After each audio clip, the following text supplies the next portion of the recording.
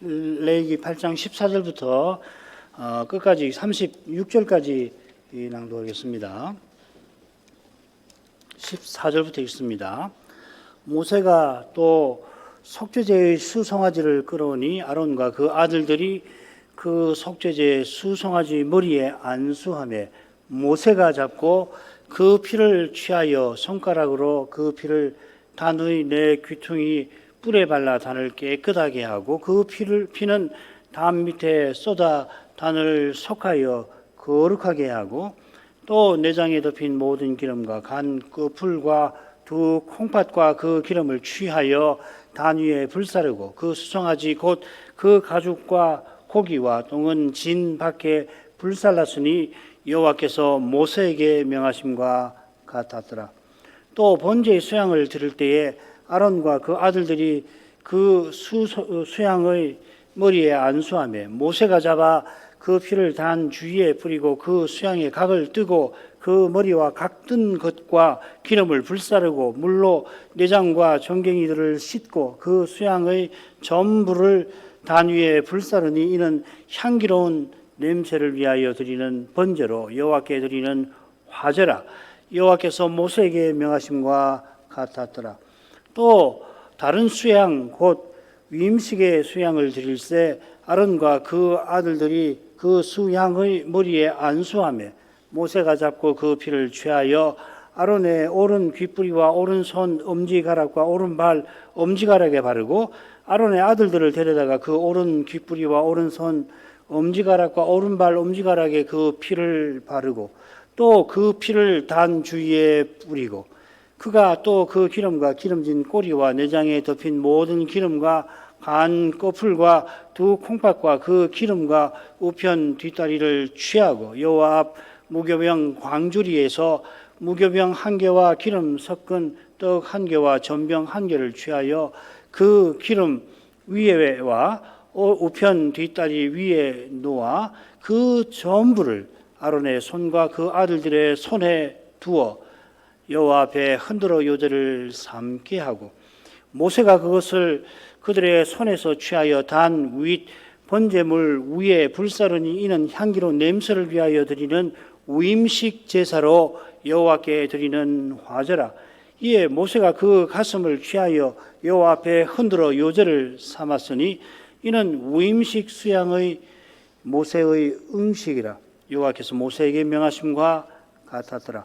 모세가 관유와 단 위에 피를 취하여 아론과 그 옷과 그 아들들과 그 아들들의 옷에 뿌려서 아론과 그 옷과 그 아들들과 그 아들들의 옷을 거룩하게 하고 아론과 그 아들들에게 이르되 내게 이미 명하시기를 아론과 그 아들들은 먹으라 하셨은즉 너희는 회막문에서 그 고기를 삶아 위임식 광주리 안에 떡과 아울러 그곳에서 먹고 고기와 떡의 나머지는 불사를 찌며 위임식은 7일 동안 행하나니 위임식이 마치는 날까지 7일 동안은 회막문에 나가지 말라.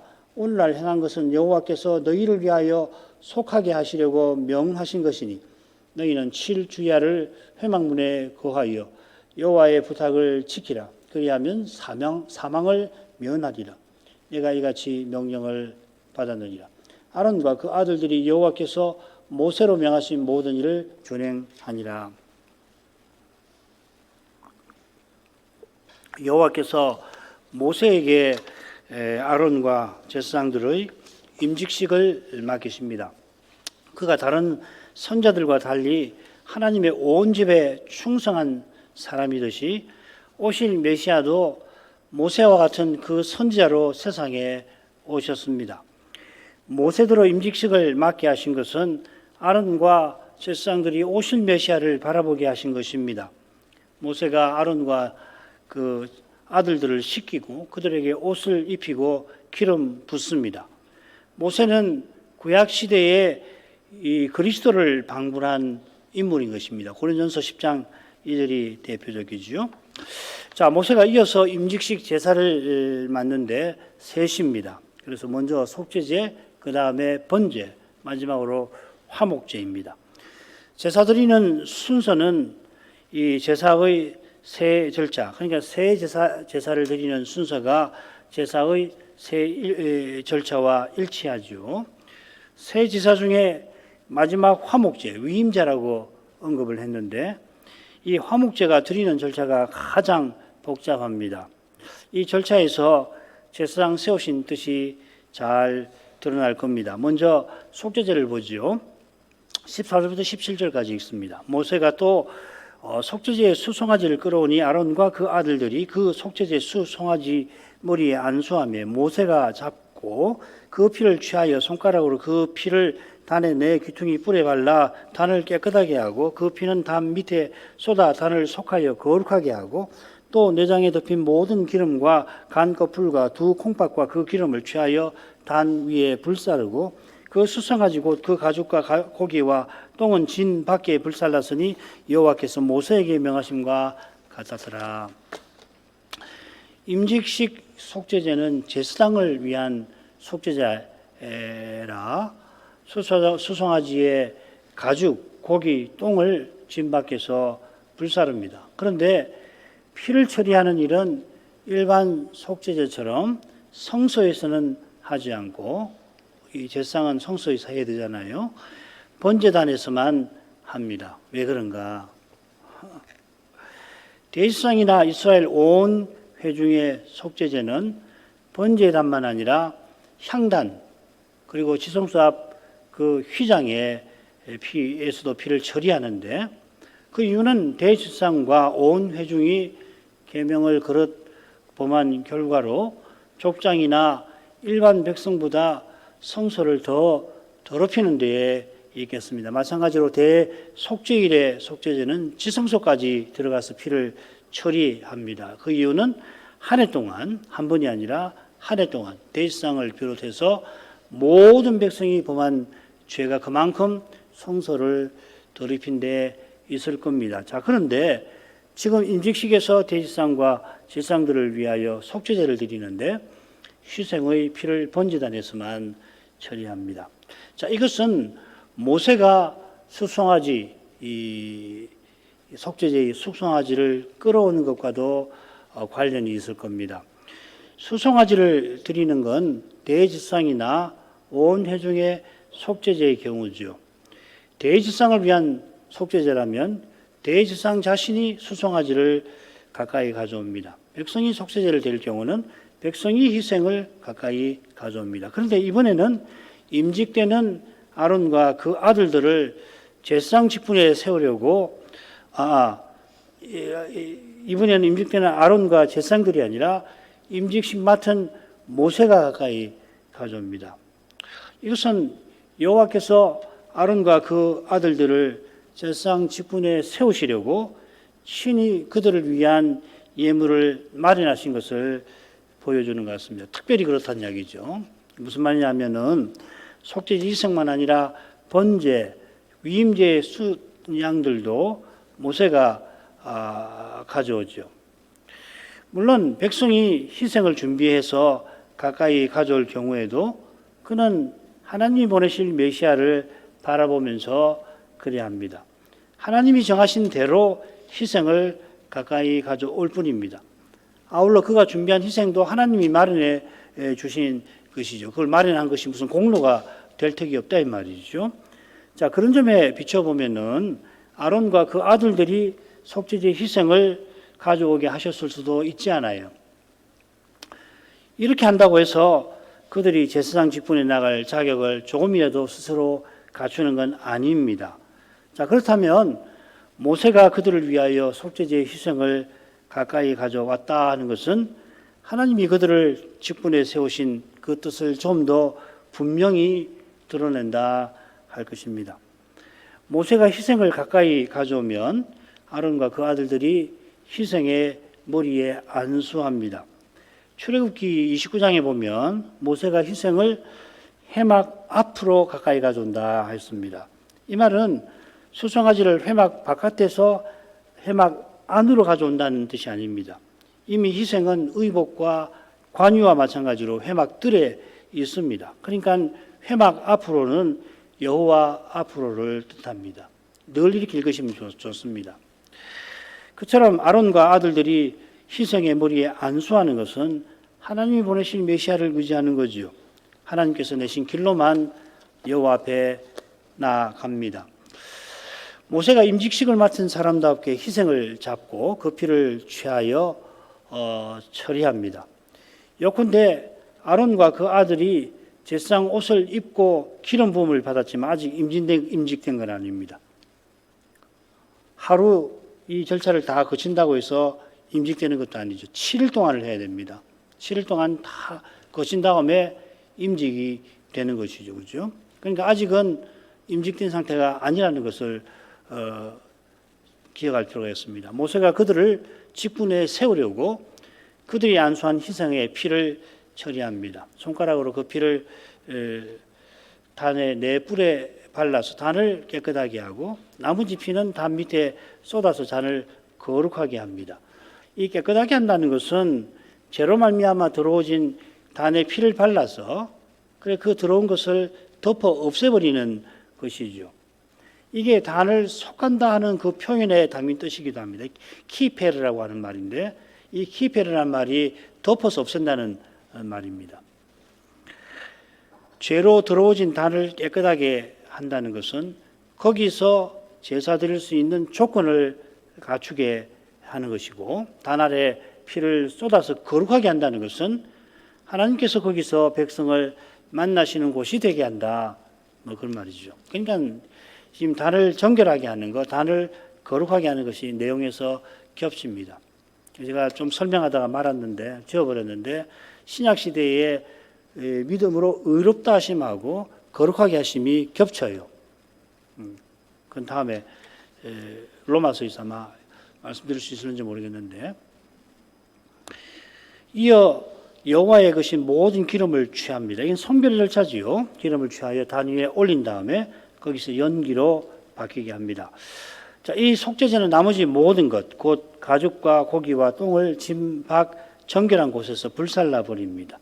일반 속죄제는 기름을 제한 모든 고기를 제사장에게 음식으로 돌려주시죠. 그런데 이 속죄제는 일반 속죄제처럼 피를 처리했지만은 제사장을 위한 제사장의 임직을 위한 것이라 불살하게 하신 겁니다. 위임제, 곧 화목제를 보면 모세가 화목제 제사를 맡은 제사장처럼 응식을 받고 아론과 그 아들이 이 화목제를 드리는 사람으로서 백성이 드릴 때처럼 응식을 받습니다. 백성이 받는 바로 그 부위를 받습니다. 이런 점만 놓고 보면 모세가 속죄제를 맡은 제사장으로서 속죄제 희생의 모든 고기를 응식으로 받아야 하겠습니다. 그런데 그렇게 아니하십니다. 지금 임직식 제사를 맡은 모세도 스스로 그 일을 맡을 자격이 없음을 보여주시려는 것 같습니다. 제가 같다고 하는 것은 꼭 그런지는 잘 모르겠어요. 그러나 생각해 보면 아마 이런 뜻이 있지 않을까. 확신은 못하지만 이렇게 해석을 해볼 수 있다고 말씀을 드리는 겁니다. 이 제사는 여호와께서 모세에게 명하심과 같았더라 하고 끝납니다. 모세가 명하신 대로 속죄제를 드렸습니다. 번제로 가죠. 또 번제의 수양을 드릴새 아론과 그 아들들이 그 수양의 머리에 안수하며 모세가 잡아 그 피를 단 주위에 뿌리고 그 수양의 각을 뜨고 그 머리와 각 뜬 것과 기름을 불사르고 물로 내장과 정갱이들을 씻고 그 수양의 전부를 단 위에 불사르니 이는 향기로운 냄새를 위하여 드리는 번제로 여호와께 드리는 화제라. 여호와께서 모세에게 명하심과 같았더라. 이 제사도 똑같이 여호와께서 모세에게 명하심과 같았더라 하고 끝납니다. 요컨대 이 표현을 통해서 임직식이 7 절차로 나누는데 번제도 7 절차 중에 하나 독립적으로 한 절차로 언급이 되어 있습니다. 7 절차 중에 넷째이고요. 따라서 한가운데 절차입니다. 이어 나오는 임직식 화목제가 내용이 가장 많긴 합니다만은 임직식은 무엇보다도 하나님께 선별되는 것이라 모세가 임직식 번제를 이 위임식 한가운데 배치한 것이 아닐까 짐작해 봅니다. 이번에도 모세가 번제로 드릴 순양을 가까이 가져오고 아론과 그 아들들이 그 머리에 안수합니다. 역시 모세가 죽이고 피를 처리합니다. 사실 20절에도 모세가 나와요. 우리말 번역이 빠졌는데 각을 뜨고 그 다음에 모세가 이렇게 나옵니다. 모세라는 말이 나옵니다. 이 레위기에 모세라는 말이 86번 나오는데요. 여기 이제 모세가 나옵니다. 번제는 희생에 각을 뜨는 성별의 절차가 그 특징이지요. 각을 뜬 부분들을 단 위에 올리는 것까지가 성별의 절차입니다. 단 위에 불이 펴져 있으니까 올리는 즉시 연기로 바뀝니다. 이 부분이 이 레위기 1장과 조금 다르게 표현이 되어 있습니다. 1장에는 어떻게 되어 있냐면 그 머리와 각든 것과 기름을 단 위에 버려놓는다. 다른 낱말을 써놨는데 여기는 연기로 바꾼다는 말을 여기 먼저 씁니다. 먼저 머리 각든 부분들 기름을 단 위에 올리면 즉시로 연기로 바뀌기 시작하는데 이어서 부정한 부분 내장과 두 정강이를 씻어서 역시 단 위에 올려 연기로 바뀌게 합니다. 이렇게 순양의 전부를, 여기 전부라는 말이 나오죠, 그죠? 두 번째, 이 부정한 부분을 씻어 올린 다음에 순양의 전부를 연기로 바꾸게 한다. 그 전부를 강조하고 있습니다. 제사장은 오실 메시아처럼 자기 전부를 여호와께 드려서 지키고 섬기는 직무를 맡아야 합니다. 이 번제는 향기로운 냄새를 위한 것이고 또한 여호와께 드리는 화제, 음식 제사입니다. 이 향기로운 냄새 또 화제는 오실 메시아를 가리키고 오실 메시아가 보내신 사명을 온전히 이루어 하나님을 기쁘시게 하는 것을 가리킵니다. 에베소서 5장 2절이 좋은 구절이죠. 또 요한복음 4장 35절이든가요. 아론과 제사장이 오실 메시아처럼 맡은 소임을 감당하기를 바라시며 모세대로 번제를 드리게 하십니다. 그 다음 이제 화목제 보죠. 복잡하다고 말씀드렸는데 줄거리를 한번 보십시다. 22절에는 안수가 나옵니다. 그리고 23, 24절에는 희생의 피를 처리하는데 제상과 단에 바르고 뿌립니다. 그 다음에 요제가 나와요. 25절부터 27절. 기름, 우편 뒷다리 그리고 소제를 아론과 그 아들들이 요제로 드리게 하십니다. 그런 다음 28절에 그 요제로 드린 셋 기름, 우편 뒷다리 그 다음에 소제를 연기로 바꾸어 드리라 하십니다. 자, 그런데 다시 요제가 나와요. 29절에 순양의 가슴을 모세가 요제로 드려서 자기가 음식으로 받습니다. 그 다음 30절에는 피가 다시 나옵니다. 단 위에 피를 놓아두고 그 다음에 관유와 함께 이 피를 제상과 옷에 뿌려서 거룩하게 합니다. 그리고 실상 임직식 응식이 31, 32절에 나옵니다. 여러 가지를 생각할 수 있는데 적어도 두세 가지 특징이 두드러지는 것 같아요. 첫째로 이 화목제 희생의 피를 제상에게 바르고 단에도 뿌립니다. 이것은 피를 처리하는 그 절차에서 하는 것이죠. 그런데 연기로 바꾸는 절차, 마지막 절차라고 할 수 있는데 그 절차가 끝난 다음에도 피를 관유와 함께 제사장과 그 옷에 또 뿌립니다. 이 순서가 말이에요. 출애굽기는 좀 다르게 되겠습니다. 출애굽기는 이 둘을 붙여놨는데 지금 레위기에서는 이처럼 떨어뜨려 놓고 서로 이 대응되도록 기록을 해놨습니다. 그건 그 레위기 29장과 출애굽기 29장과 대조 보시면 됩니다. 그러니까 순서가 정확하게 어떻게 되어 있는가 하는 건 잘 알 수가 없어요. 의도가 중요하겠죠. 뭘 강조하는지가 중요하겠습니다. 자, 둘째로는 일반 화목제를 드릴 때에도 가슴의 요제가 있지요. 그런데 임직식 화목제는 그 요제 말고 또 요제를 드립니다. 이 요제는 연기로 바꾸는 그 부분을 요제로 드리는 거죠. 일반 화목제는 요제를 연기로 바꾸지 않죠. 그것은 이 아론 과문에게 돌리지 않습니까? 셋째로 임직식 응식은 화목제인데도 이 회막 안에서 먹는다는 겁니다. 이 세 가지 정도를 중점으로 해서 또 보십시다. 안수 보죠. 또 다른 수양 곧 위임식의 수양을 드릴세 아론과 그 아들들이 그 수양의 머리에 안수하며 위임제의 번제와 이것이 똑같습니다. 위임제의 속죄제는 드린다 대신에 끌어온다고 했는데 뭐 뜻은 똑같습니다. 여기서도 모세가 다른 수양 곧 위임식의 순양을 가까이 가줍니다. 우리말로 하면 순양이 맞아요. 순양이라고 해야 되는데 우리말 개역은 수양이라고 되어 있고 원문은 두 낱말로 되어 있습니다. 수양 이렇게 되어 있습니다. 그래서 제가 우리 한글 성경을 읽을 때 순양이라고 읽지 않고 수양으로 읽는데 이유는 뭐냐면 원문에는 수양이라고 되어 있습니다. 그래서 여러분 갖고 있는 우리말 사전에는 순양이라고 낱말이 올라가 있기는 있거든요. 그래서 그렇게 아시고 들으시면 되겠습니다. 두 순양 가운데 하나는 번제로 드렸고 남은 순양이라고 하는데 둘째입니다. 둘째 순양은 화목제로 드리는데 위임식의 순양이라고 부릅니다.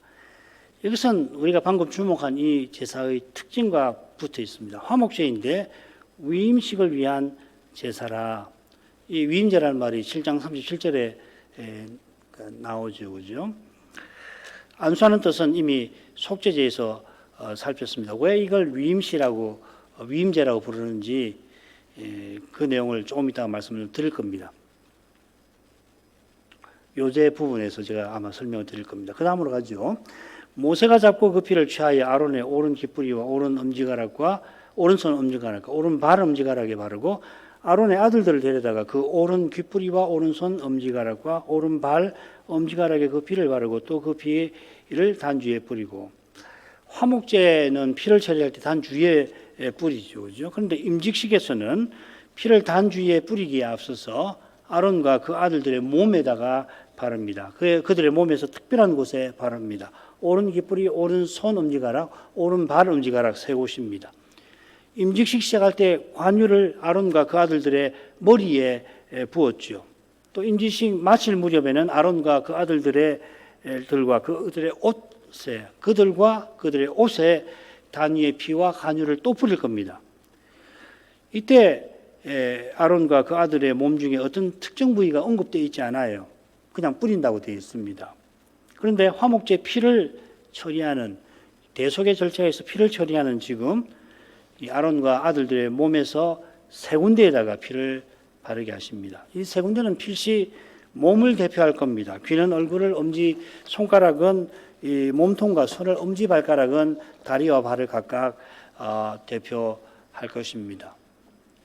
그처럼 두 엄지가락 중에서 오른쪽에 바른 것도 역시 대표하는 뜻이 있는 것 같습니다. 참고로 적어드린 이 구절을 보면 이 오른쪽이 대표의 뜻이 있다는 것을 확인하실 수가 있을 겁니다.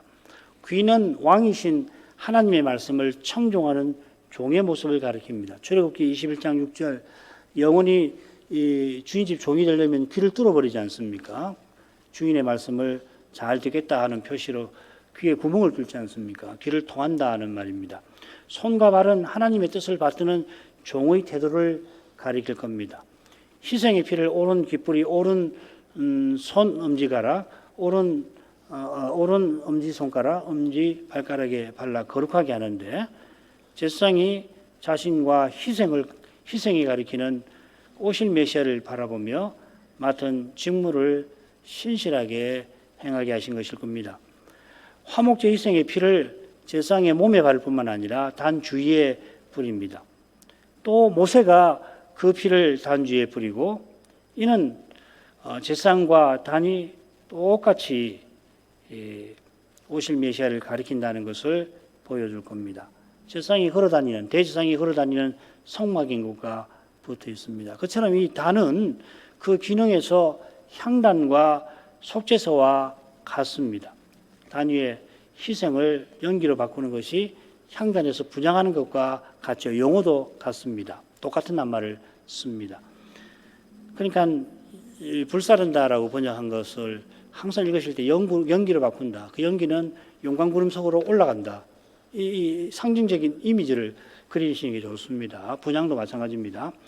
그처럼 번제단이 뜰의 중앙에 오듯이 속죄소도 성소의 중앙에 옵니다. 밑에 그림 보면은 이 전체 성막 아닙니까?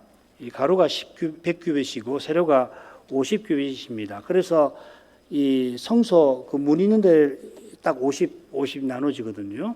그래서 대각선을 그으면 성소 뜰에서는 그 대각선 한가운데 이 번제 단이 오고요. 그 다음에 안쪽에 성소, 지성소 성소에 이 대각선을 그으면 속죄소가 딱 거기 옵니다.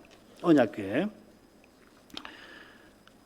그러니까 속죄소와 함께 번제단이 전체 성막을 대표한다는 것을 알 수가 있겠죠. 그 다음으로 가죠. 25절부터 27절. 그가 또 그 기름과 기름진 꼬리와 내장에 덮인 모든 기름과 간 거풀과 두 콩팥과 그 기름과 우편 뒷다리를 취하고 여호와 앞 무교병 광주리에서 무교병 한 개와 기름 섞은 떡 한 개와 전병 한 개를 취하여 그 기름 위에와 우편 뒷다리 위에 놓아 그 전부를 아론의 손과 그 아들들의 손에 두어 여호와 앞에 흔들어 요제를 삼게 하고, 일반 화목제는 백성이 화목제 이성을 가져오듯이 모든 기름과 가슴을 가져오지요. 그죠? 잡고 난 다음에 그 부분은 백성이 가까이 가져오게 하지 않습니까? 기름은 가져와서는 제사장에게 전달하고 가슴은 요제로 드려서 아론 가문에게 돌리는 거죠. 또한 소재 중 한 개씩 취하고 또한 오른 뒷다리를 취하여 거제로 드립니다. 이거는 뭐 불태우는 거 아니고 제사 맡은 제사장에게 돌리는 거 아닙니까? 그런데 임직식 화목제는 모세가 모든 기름, 우편 뒷다리를 소재와 함께 취해서 그 모든 것을 아론의 손과 그 아들들의 손에 두어서 그들이 그걸 들었다 놨다 해서 요제로 드리게 합니다. 물론 이것은 이제 단 위에 올리는 거죠. 아마 이 절차로부터 위임한다라고 하는 중요한 표현이 나왔을 겁니다. 이 위임한다고 새긴 이 말을 그대로 새기면 뭐가 되냐면 손을 채운다입니다. 아론의 손을 채운다는 말입니다.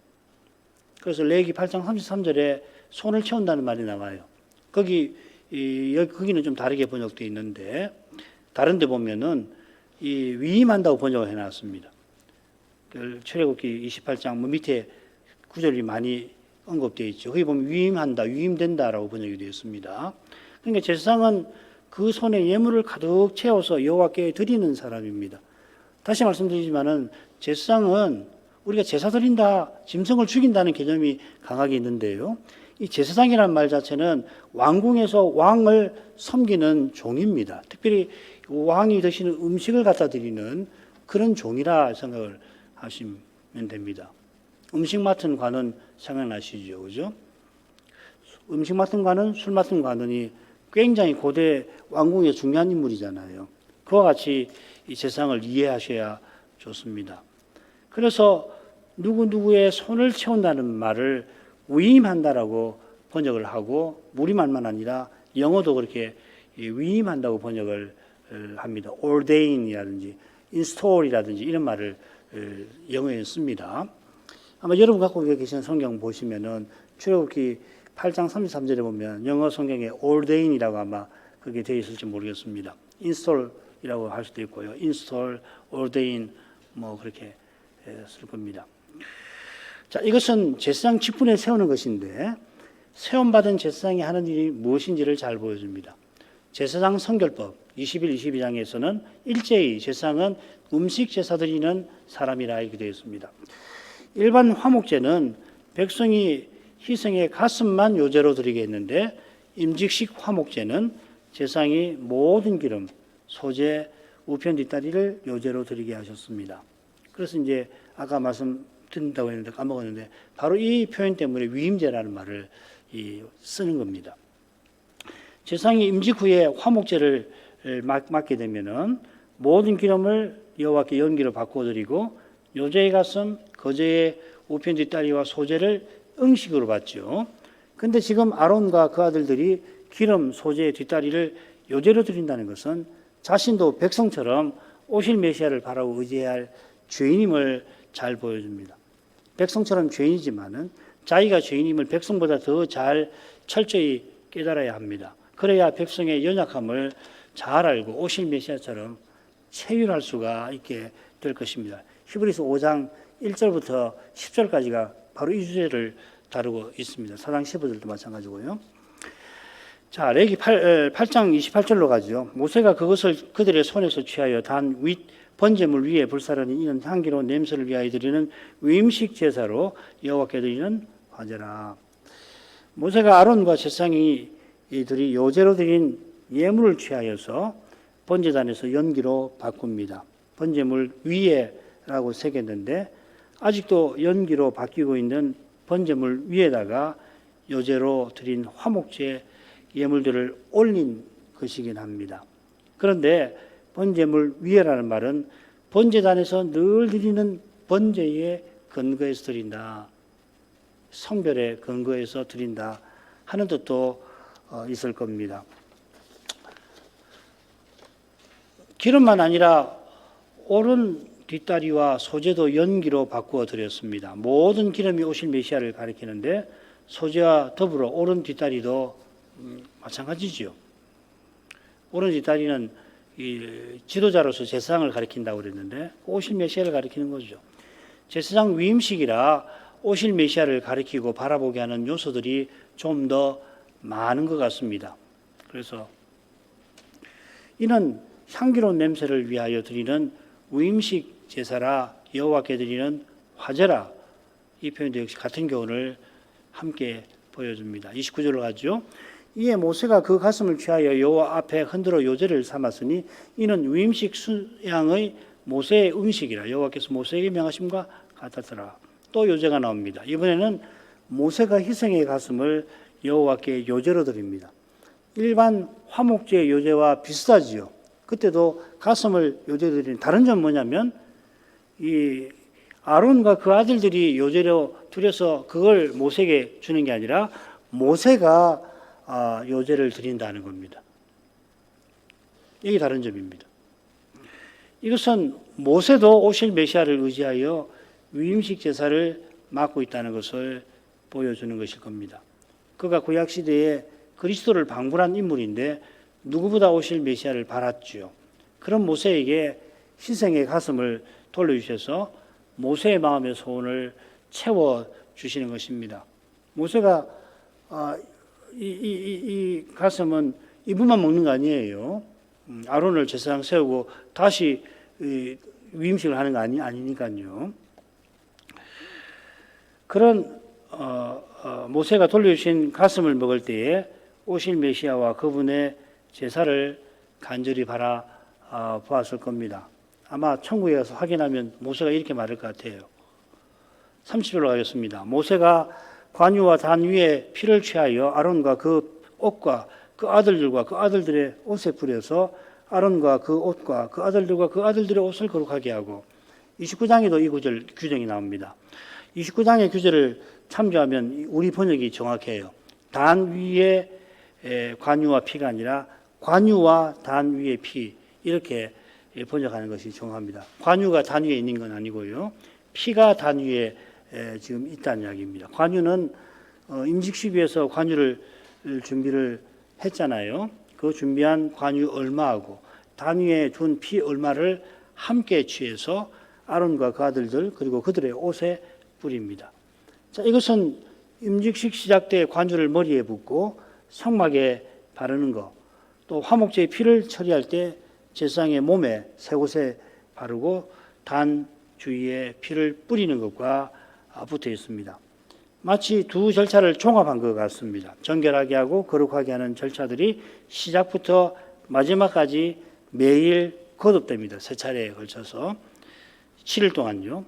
사실 음식을 먹는 것도 거룩하게 하는 절차에 속하지요. 그게 성물이니까 여러 절차들에 담긴 의미와 교훈들을 분명하게 구분하기는 무척 어렵습니다. 정확하게 이건 이런 의미입니다라고 그렇게 단정하기는 어렵습니다만은 분명한 것은 여호와를 가까이 하는 일에 합당하도록 제사장들과 성막을 정결하고 거룩하게 하신다. 철저하게 하루에 3번씩 그리고 7일 동안. 음식으로 가보죠. 아론과 그 아들들에게 이르되 내가 이미 내게 이미 명하시기를 아론과 그 아들들은 먹으라 하셨은즉 너희는 회막문에서 그 고기를 삶아 위임식 광주리 안의 떡과 아울러 그곳에서 먹고 고기와 떡의 나머지는 불사를 지며 31절 처음에도 모세가 나옵니다. 모세가 여호와께서 명하신 대로 아론과 그 아들들에게 음식에 관한 명령을 전합니다. 그들은 고기를 회막문에서 삶아야 합니다. 그곳은 회막들의 남쪽입니다. 회막문에서 있지만 남쪽입니다. 그곳에서 고기와 소재를 먹습니다. 돌려주신 고기는 여호와께 연기로 바꾸어 드린 오른쪽 뒷다리와 모세에게 돌려주신 가슴을 제외한 나머지겠죠. 그러면 뭐가 남느냐? 머리가 남고요. 그 다음에 뒷다리, 왼쪽 뒷다리가 남고, 그 다음에 등 뒤쪽에 고기가 될 겁니다. 이 세 부위를 아론과 그 아들들에게 돌려주십니다. 아마 왼쪽 뒷다리는 아론이 먹었을 겁니다. 아론이 그 집안의 어른이니까요. 이 고기를 위임식 광주리 안에 떡과 아울러 먹습니다. 처음 위임식 할 때 이 광주리, 무교병 광주리를 준비하죠. 그죠? 그 광주리 안에 떡 중에서 한 개씩, 세 가지인데, 요제를 통해서 연기로 바꾸어 드렸고, 나머지 떡들은 이 제사장들이 먹게 하신 거죠. 이 떡에는 백성의 감사제와 달리 유교병은 없습니다. 앞에 보면 무교병 광주리를 준비한다고 그랬죠. 그죠? 그리고 성소 안에서 먹어야 되니까 이 유교병은 빠졌습니다. 백성의 화목제에서 돌려주시는 고기는 성물이어서 제사장이 가슴이나 오른 뒷다리를 진해 가져와서 식구들과 먹을 수 있습니다. 그런데 이 화목제 음식은, 그러니까 임직식 화목제 음식은 성막들에서 먹는 지성물입니다. 성물도 남은 것은 불태워 없애버리니까 지성물은 반드시 그렇게 해야 합니다. 조금이라도 잠시라도 여호와의 거룩하심을 침해하지 못하게 하신 건데, 그 거룩하심은 특별히 여호와께 나아가는 길인 그리스도를 대하는 심정과 태도와 붙어 있는 것입니다. 나머지 석절도 마저 하겠습니다. 위임식은 7일 동안 행하나니 위임식이 마치는 날까지 7일 동안은 회막문에 나가지 말라. 오늘날 행한 것은 여호와께서 너희를 위하여 속하게 하시려고 명하신 것이니 너희는 7주야를 회막문에 거하여 여호와의 부탁을 지키라. 그리하면 사망을 면하리라. 내가 이같이 명령을 받았느니라. 아론과 그 아들들이 여호와께서 모세로 명하신 모든 일을 준행하니라. 위임식 동안에는 아론과 제사장들이 회막문에서 나가면 안 됩니다. 35절에도 그 명령이 나오죠. 회막문에서 나가서 안 되는 이유를 위임식은 7일 동안 행하나니 하는 표현에서 찾을 수가 있습니다. 앞서 말씀드렸는데 여기 위임식이라고 번역한 표현이 뭐냐면 너희들의 손을 채운다. 7일 동안 너희들의 손을 채우기 때문에 나가서 안 된다 이렇게 되었습니다. 7일 동안 너희 손을 채움으로 이렇게 해요. 중요한 것은 누가 아론과 그 아들들의 손을 채우는가 하는 것입니다. 앞서 이들이 요제를 드릴 때 모세가 그들의 손에 예물을 채웁니다. 이것은 하나님께서 그들이 드릴 것을 채워주시는 것을 가리킵니다. 그들이 드릴 예물은 그리스도입니다. 그러니까 구약에 빈손으로 나오지 말라 하는 말은 이 말이죠. 그죠? 우리도 빈손으로 예배에 나오면 안 됩니다. 그리스도를 의지해서 나와야 합니다. 꼭 뭐 헌금 가지고 나오라 그 말 아니잖아요. 하나님께서 하나님께 나아갈 길을 마련하십니다. 7일 동안 하나님께서 그들의 손을 채워서 오직 그리스도의라는 교훈을 밝히 드러내시는 겁니다. 사실 위임식이 마치는 날이라는 표현에도 채운다는 낱말이 두 분이나 있어요. 위임식에도 채운다는 표현이 있고요.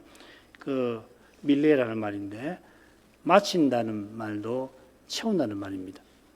얼마나 이게 강조되는지 알 수가 있죠. 그죠?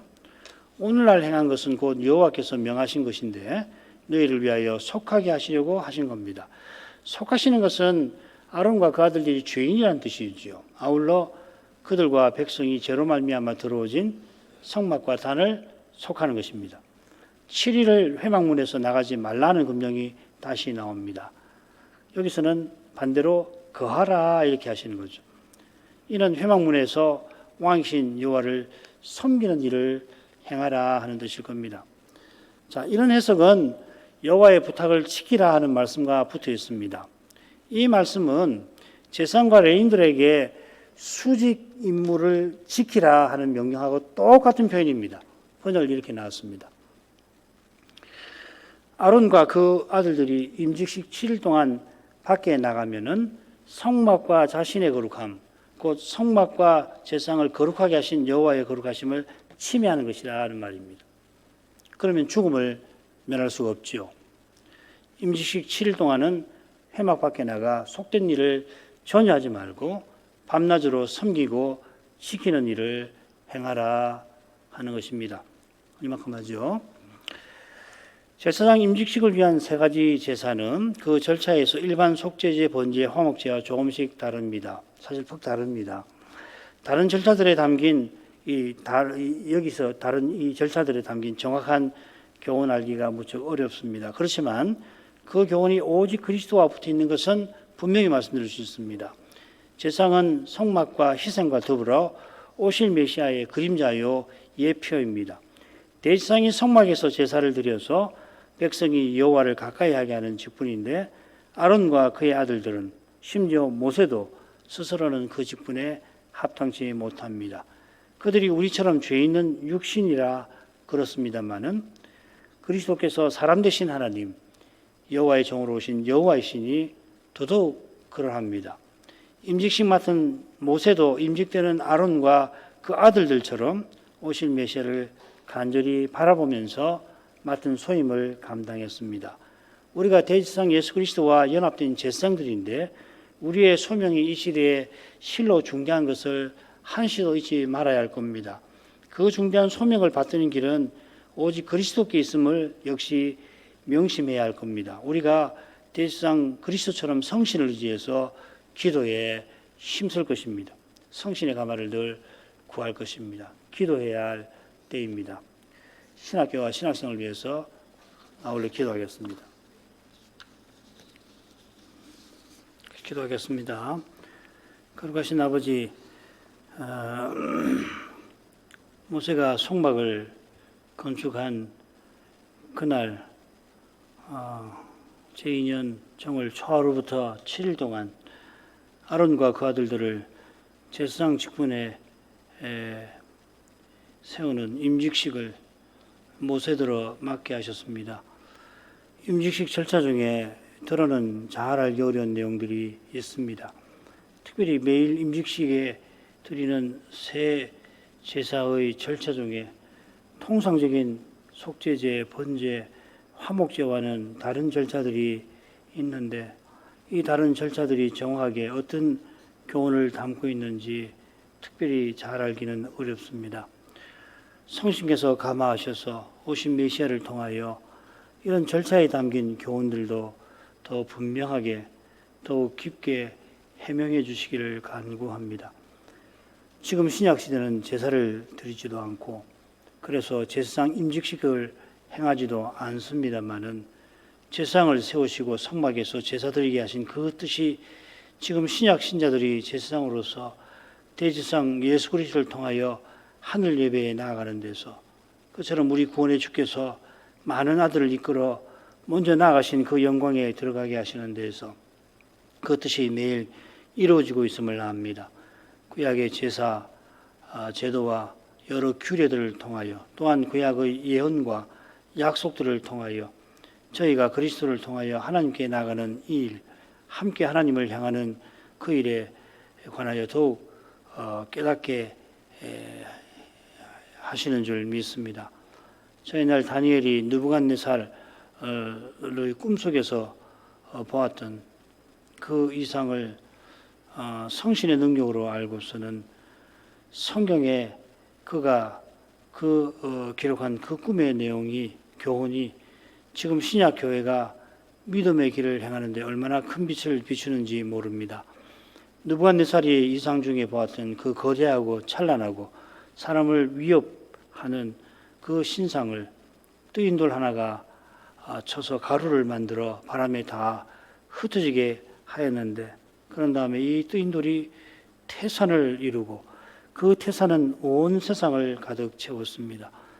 베드로 사도는 그 뜨인돌을 산돌이신 부활하신 주님이라고 교훈하였고, 우리가 산돌이신 그리스도에게 나아가 우리도 산돌들이 되어서 함께 신령한 집으로 세워지고 있다 교훈하였습니다.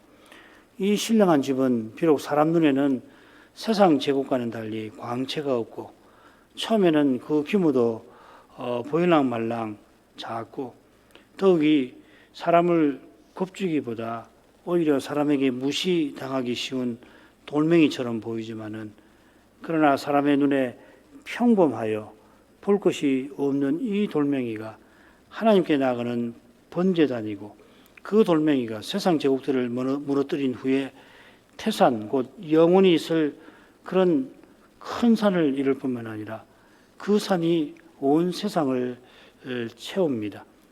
요한이 계시록 마지막에 기록한 그 장면이 바로 이 산의 정체를 잘 보여준다 믿습니다. 태산이 하나님과 어린 양의 보좌가 있는 지성소이고, 당시 로마 제국의 규모에 맞먹는, 실은 그보다 훨씬 큰 제국이며, 금은 노철 정도가 아니라 갖가지 보석으로 아름답게 이루어져 있습니다. 얼마나 찬란한지 해와 달과 별이 필요치 않으니 하나님과 어린 양의 영광이 그 지성소를 가득 채울 것이라 그러합니다. 사도가 성신의 영감을 받아 상징들을 통하여 장차 올 하나님 나라 그리스도의 몸인 교회의 영광스러운 모습을 묘사한 것이니, 실제로 우리가 그리스도를 계신 그대로 배웁게 될 때에 우리 자신이 얼마나 영광스럽게 될지 가히 상상을 초월합니다. 이 위대한 순간을 향하여 이날에도 주께서 주님의 교회를 인도하고 계십니다. 그 길이 실로 위대하고 거룩하고 또 신비하여서 우리 인생의 생각을 넘어서는 그러한 일들이 그 길에 늘 일어납니다. 항상 겪지만 겪을 때마다 사람의 경험을 넘어서는 까닭에 연약한 인생은 그만 낙담하고 실망하고 좌절하기도 됩니다. 하지만 마침내 오직 그리스도를 더욱 바라보게 하십니다. 그리스도를 전부로 모시게 하십니다. 주께 모든 것을 의탁하고 나아가게 하십니다. 우리 앞에 곧 어떤 일이 들이닥칠지 전혀 모릅니다마는, 그러나 주님께서 어떠한 현실에서 어든지 약속하신 대로 주님의 교회인 우리를 보호하시고 우리를 저 영광의 목표로 틀림없이 이끄실 것입니다. 약속하신 것과 너무도 다른 현실이 펼쳐지면은 그때마다 약속하신 그 약속의 신비함과 약속하신 주님의 거룩하심을 그때마다 기억하게 하옵소서. 예수님 이름으로 기도합니다. 아멘.